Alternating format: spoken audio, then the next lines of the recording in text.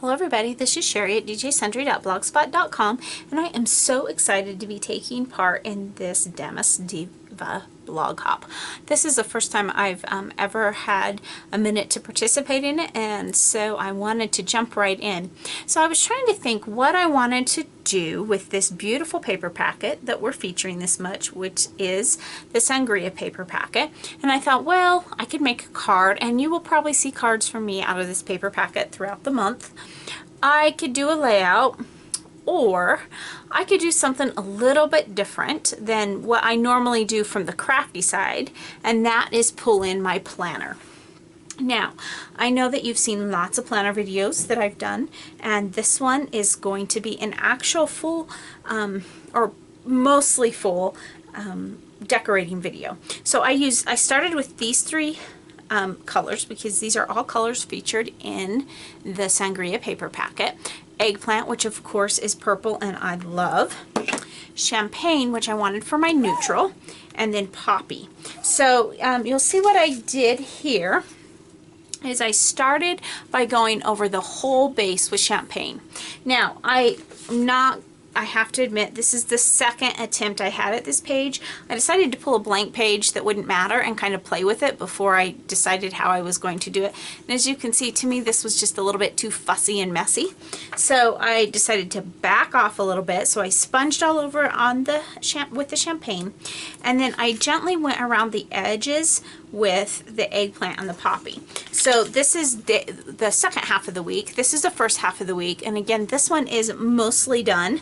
I've got the eggplant on there, and I am now going to do the poppy. Now there are two different ways that you could do this, and I did it both while I was working on this. I don't think it really matters. The first way is to do just like what you saw me do, where I pick up the sponge and the ink pad and go on top of it.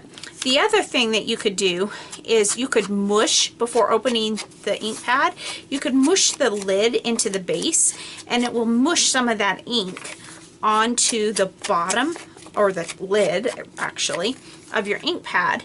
And you can see when I close this, now this is a brand new ink pad I just opened today, you can see kind of what it does here, and then you can pick up your ink from there. So either way would work for what I'm doing. I didn't want much red and purple, just a little bit to kind of spice it up. So now, as if you've seen our papers before from Close to My Heart, you know that each of our printed papers have a strip across the top. And so I pulled the strip from this piece of paper, and that's what we're going to start with today, is just the zip strip from the top.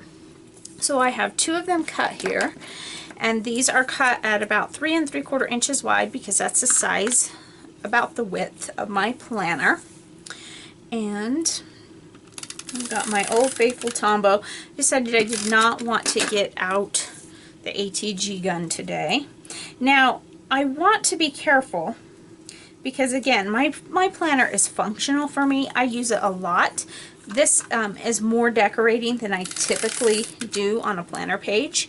I usually have some decorations, but it might just be a couple stickers and some washi or something like that. But this time I wanted to go a little bit more, but I don't want to add a lot of bulk in my planner because I have a lot of pages in it. So that's why I'm going with really light things. Now I could bring in the Sangria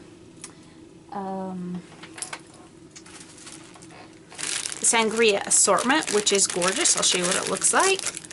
These beautiful flowers, but they're thicker than what I want inside my planner. So I decided instead to just use the complement pack.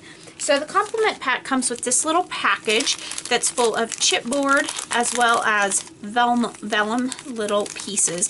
And the chipboard's super thin, so it's not going to add much bulk. And then it also has a couple of sheets of nice thick stickers.